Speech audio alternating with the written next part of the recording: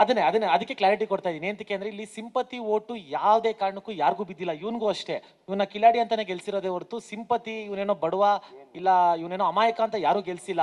ಜನಕ್ಕೂ ಗೊತ್ತು ಇವ್ನು ಕಿಲಾಡಿ, ಇವ್ನು ಗೆಲ್ಬೇಕು ಅಂತಾನೆ ಗೆಲ್ಸಿರೋದೇ ಹೊರತು ಇವನು ನಮ್ಮ ತ್ರಿವಿಕ್ರಮ್ನು ಅವ್ರ ಅಮ್ಮಂದು ಏನೋ ಪ್ರಾಬ್ಲಮ್ ಅದು ಇದು ಏನೂ ಇಲ್ಲ. ಅವನು ಸ್ಟ್ರಗ್ಲಿಂಗ್ ಮಾಡ್ಕೊಂಡೆ ಶೋಲು ಬಂದ, ಚೆನ್ನಾಗಿ ಆಡ್ಕೊಂಡೆ ಬಂದ ಫಿನಾಲೆಗೆ. ಅದಕ್ಕೆ ಅವನು ಡಿಸರ್ವಿಂಗ್ ಇದ್ದಕ್ಕೆ ರನ್ನಪ್ ಆದ್ನೇ ಹೊರತು ಇದರಲ್ಲಿ ಯಾವುದು ಸಿಂಪತಿ ಇಲ್ಲ ಏನೋ ಫೇವರಿಸಮ್ ಯಾವುದು ಇಲ್ಲ ಸರ್, ಯಾರ ಮೇಲೂ ಯಾರಿಗೂ ಇಲ್ಲ. Okay, almost now one minute. Last question. Yes, okay. Last question. ನಿಮ್ಗೆ ನೀವು ಜರ್ನಿ ಸ್ಟಾರ್ಟ್ ಮಾಡಿದಂತ ಚಾನೆಲ್ ಅಭಿನಂದನೆ ತಿಳಿಸಿದೆ, ನಿಮ್ಗೆ ಪೋಸ್ಟ್ ಮೂಲಕ ನಿಮ್ಗೆ ಥ್ಯಾಂಕ್ ಯು ಅಂತ ಅಂದ್ರೆ ಒಂದು ಅಭಿನಂದನೆ ಸಲ್ಲಿಸಿದೆ. ನಿಮ್ಗೆ ಹೆಂಗ್ ಅನ್ನಿಸ್ತು ನಿಮ್ಗೆ? I think in the history of Bigg Boss maybe ಆ ಚಾನಲ್ ಇಂದ ಬಹಳಷ್ಟು ಜನ ಬಂದಿದ್ದಾರೆ, ಬಟ್ ಯಾರಿಗೂ ಆ ಥ್ಯಾಂಕ್ಫುಲ್ ಕೊಟ್ಟಿಲ್ಲ. ಐ ಥಿಂಕ್ ವಿನ್ನರ್ ಆಗಿ ನೀವು ಅದನ್ನ ಪಡ್ಕೊಂಡಿದ್ದೀರಿ. ಎಷ್ಟು ಖುಷಿ ಆಯ್ತು? ನಾನು ನೋಡಿದ್ದಿಲ್ಲಕ್ಕ, ನನ್ನ ಫೋನ್ ಮನ್ಯಾಗ ಐತಿ ಇನ್ನು. ಮತ್ತು ಅವ್ರು ಇಲ್ಲಿ ನಮ್ಮ ದೋಸ್ತ ಫೋನ್ ಹಚ್ಚಿ ಹಿಂಗೆ ಹಂಗೆ ಹಾಕ್ಯಾರಂದ್ರೆ ಭಾಳ ಖುಷಿ ಆಯ್ತಕ್ಕ. ತುಂಬಿರೋ ಧನ್ಯವಾದಗಳು. ಅಷ್ಟ, ಮತ್ತೇನಿಲ್ಲ. Thank you. ಓಕೆ, ಆಲ್ಮೋಸ್ಟ್ ನಾವೆಲ್ಲ ಟಾಪಿಕ್ ಕವರ್ ಮಾಡಿದ್ದೀವಿ. ಒಂದು ಲಾಸ್ಟ್ ಪ್ರಶ್ನೆ ಪ್ರಕಾಶ್ ಸರ್ಗೆ ಕೇಳ್ತಾ ಕಾರ್ಯಕ್ರಮ ಎಂಡ್ ಮಾಡ್ತಾ ಇದ್ದೀನಿ. ಸರ್, ಈಗ ಆಲ್ರೆಡಿ ಬಂದಿರೋ ಓಟ್ಸು ಅಥವಾ ನಿಮಗೆ ಎಷ್ಟು ವ್ಯೂವರ್ಸ್ ಇದ್ರು ಅನ್ನೋದು ಒಂದಷ್ಟು ನಂಬರ್ಸ್ ನಿಮಗೆ ಸಿಕ್ಕಿರುತ್ತೆ. ಆ ಹ್ಯೂಜ್ ನಂಬರ್ ಹಾಗೆ ಮೇಂಟೈನ್ ಮಾಡೋದು ಒಂದು ದೊಡ್ಡ ಜವಾಬ್ದಾರಿ. ಅದಕ್ಕೆ ಈಗ ಒಂದಷ್ಟು ಶೋಗಳ ಅನೌನ್ಸ್ಮೆಂಟ್ ಆಗಿದೆ. ಆ ಎಲ್ಲ ಹೊಸ ಶೋಗಳ ಬಗ್ಗೆ ಅಪ್ಡೇಟ್ ಕೊಡೋದಾದ್ರೆ ಅಫಿಷಿಯಲ್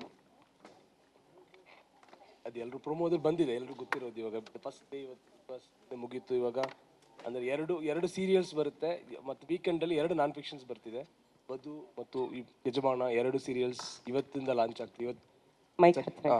ವಧು ಒಂದು ಯಜಮಾನ 2 ಸೀರಿಯಲ್ಸ್ ಇವತ್ತೊಳಗೆ, ಒಂದು 9:00 ಒಂದು 10 ಗಂಟೆಗೆ ಯಜಮಾನ ಅನ್ನೋದು ಒಂದು ಇವತ್ತಿಂದ ಶುರುವಾಗ್ತಿದೆ.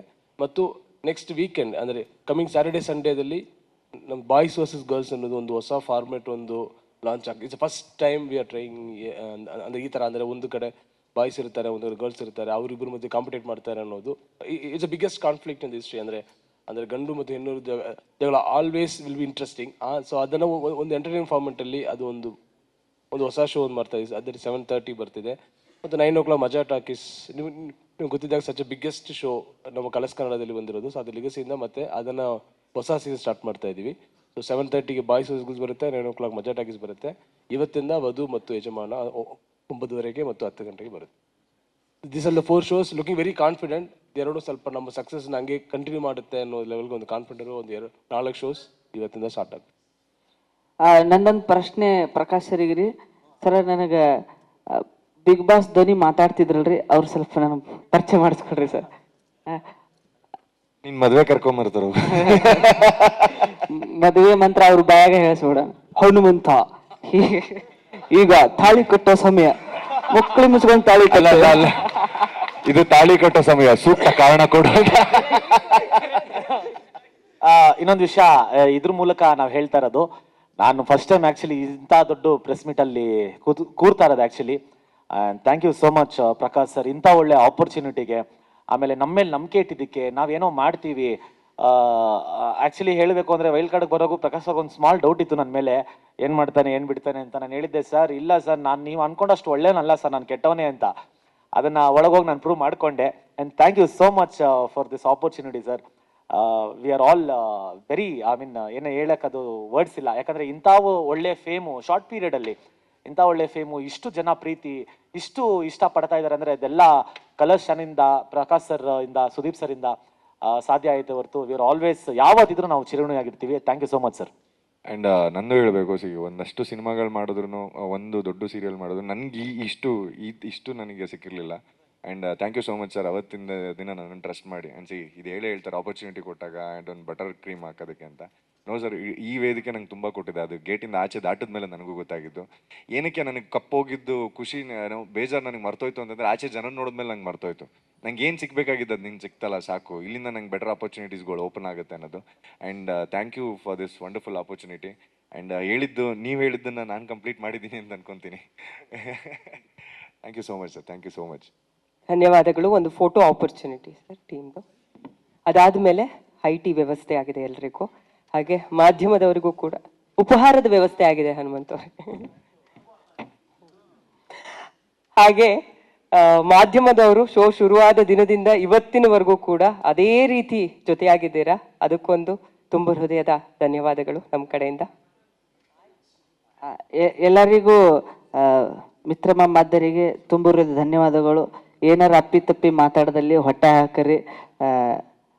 ಅಷ್ಟು ಹೇಳಿ ನನ್ನ ಮಾತನ್ನು ಮುಗಿಸ್ತೀನಿ. ಜೈ ಹಿಂದ್, ಜೈ ಕರ್ನಾಟಕ ಮಾತೆ. ಇದು ಬಿಗ್ ಬಾಸ್ ಸೀಸನ್ ಅಥವಾ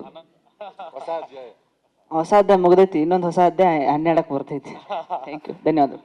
ಆ್ಯಂಡ್ ಇನ್ನೊಂದು ವಿಷಯ ಹೇಳಬೇಕು, ನಾನು ಒಳಗಿದ್ದಾಗ ನನಗೆ ಹಲವಾರು ವಿಷಯಗಳು ಗೊತ್ತಿರಲಿಲ್ಲ. ಅದೇನೋ ನಂದೇನೋ ಸ್ಪ್ರೆಡ್ ಆಗಿತ್ತು ಅದು ಇದು ಅಂತ. ದಯವಿಟ್ಟು ಗೊತ್ತಿಲ್ದಿರೋ ವಿಷಯ ಅಕಸ್ಮಾತ್ ಏನಾದರೂ ಇದ್ರೆ ಡೈರೆಕ್ಟಾಗಿ ನನ್ನ ಹತ್ರನೇ ಬರ್ರಿ, ನಾನೇ ಮಾತಾಡ್ತೀನಿ. ಯಾಕಂದರೆ ಗೊತ್ತಿಲ್ಲದೆ ಅದಕ್ಕೆ ಹೇಳ್ತಾರೆ. ಅದಲ್ಲ, ನಾನು ಹೇಳ್ಬಿಡ್ತೀನಿ. ಅದಕ್ಕೆ ಹೇಳ್ತಾ ಇದ್ದೀನಿ. ಏನಾದರೂ ಅಕಸ್ಮಾತ್ ವಿಷಯ ಕ್ಲಾರಿಟಿ ಬೇಕು ಅಂದ್ರೆ ನನ್ನ ಹತ್ರ ಕೇಳ್ರಿ. ಕೆಟ್ಟದಾಗ್ಲಿ ಒಳ್ಳೇದಾಗ್ಲಿ ತುಂಬಾ ಕ್ಲಿಯರಾಗಿ ಕ್ಲಾರಿಟಿ ಕೊಡ್ತೀನಿ ನಾನು. ಅದನ್ನೇ ಹೇಳ್ತಾ ಇದೀನಲ್ಲ, ನನಗೆ 108 ಎಕ್ಸವ್ರೆ ಯಾರು ಅಂತ ಗೊತ್ತಾಗಿಲ್ಲ. ಅದನ್ನೇ ಹೇಳ್ತಾ ಇದೀನಲ್ಲ ನಾನು. ಅದಕ್ಕೆ ಸೊ ದಯವಿಟ್ಟು ಅರ್ಥ ಮಾಡ್ಕೊಳ್ಳಿ. ಏನಾದರೂ ಇದ್ರೆ ಪ್ಲೀಸ್ ಸ್ವಲ್ಪ ಅದನ್ನ ನೋಡ್ಕೊಂಡು ಫೋಕಸ್ ಮಾಡ್ರಿ. ಯಾಕಂದ್ರೆ ನನಗೂ ಒಂದು ಫ್ಯಾಮಿಲಿ ಅನ್ನೋದಿದೆ, ಮಿಕ್ಕಿದಿದೆ. ಅದನ್ನ ಸಡನ್ ಆಗಿ ಬೇರೆ ತರ ಪ್ರಚಾರ ಮಾಡೋದು ಬೇಡ ಅಂತ ಕೇಳ್ಕೊತಾ ಇದ್ದೀನಿ. ಡನ್. ಹೌದಾ? ಆಚೆ ನಾನೇ ತೋರಿಸ್ತೀನಿ ಬಂದ್ರೆ.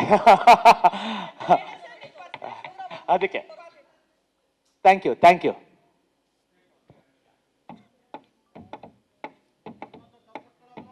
ಕಪ್ಪಿಟ್ಕೋಬೇಕಂತ ಹನುಮಂತ್ ಅವ್ರು, ನಿಮ್ಮ ಮುಖಕ್ಕೆ ಅಡ್ಡ ಇಟ್ಕೋಬೇಡ್ರಿ.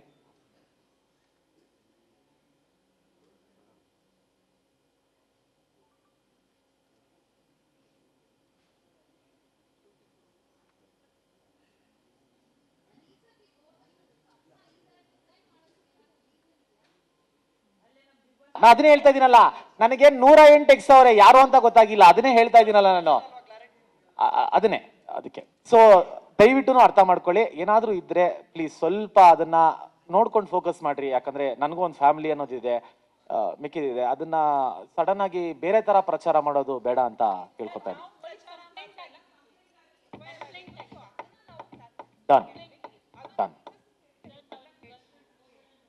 ಹೌದಾ? ಆಚೆ ನಾನೇ ತೋರಿಸ್ತೀನಿ ಬಂದ್ರೆ. ಅದಕ್ಕೆ ಥ್ಯಾಂಕ್ ಯು.